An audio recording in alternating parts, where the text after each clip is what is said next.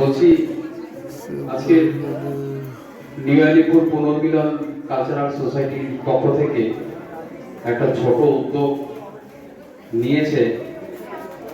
যে সকল সদস্যবৃন্দ, এক্স সদস্যবৃন্দ, অবশ্যই তার মধ্যে সবার আগে আমি পিন্টু বিশ্বাসের নাম বলবো, কারণ পিন্টুদা আমাকে আমন্ত্রণ করেছে, আমার এসে সত্যি খুব ভালো লেগেছে।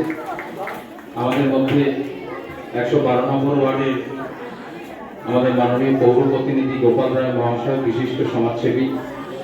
113 নম্বর ওয়ার্ডের মাননীয়া অনিতা কর মজুমদার মহাশয়, আমার দিদি, বিশিষ্ট সমাজসেবী। এবং যে ওয়ার্ডে আমরা আছি সেই ওয়ার্ডের আপনাদের কাছের এবং আপনাদের কাজের মানুষ সুমন মণ্ডল, আমার ছোট ভাই, বিশিষ্ট সমাজসেবী, সবসময় মানুষের সঙ্গে কাজে থাকেন। এবং আপনারা সকলের নাম হয়তো জানি না, আমি শুধু ছোট্ট করে একটি কথা বলব।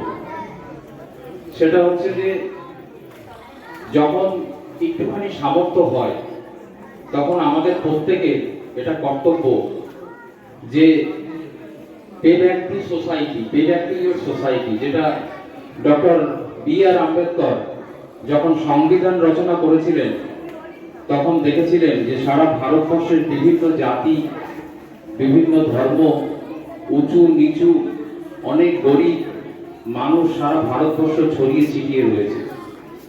একটা অ্যাডভাইস দিয়েছিলেন যে পে ব্যাক টু সোসাইটি, যে পিছিয়ে পড়া যে সোসাইটি, সে সোসাইটির পাশে তুমি তোমার সামর্থ্য অনুযায়ী তুমি তোমার সংঘবদ্ধভাবে যদি তার পাশে একটু একটু করে তুমি দাঁড়াও, তাহলে সেই সোসাইটি আস্তে আস্তে উত্তরণ হবে এবং তার উন্নতি হবে।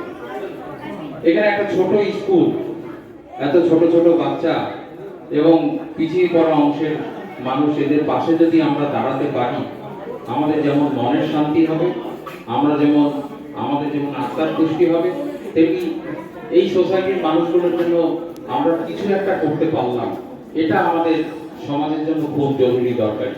তাই আজকের যারা উদ্যোগ নিয়েছে তাদেরকে আন্তরিক ধন্যবাদ জানিয়ে, সব সময় এই ধরনের মানুষের জন্য কাজ করলে, আমন্ত্রণ পেলে আমরা অবশ্যই আপনাদের সঙ্গে আছি এবং আপনারা এইভাবে এগিয়ে চলুন। ঈশ্বরের কাছে প্রার্থনা করি আপনারা ভালো থাকবেন, সুস্থ থাকবেন।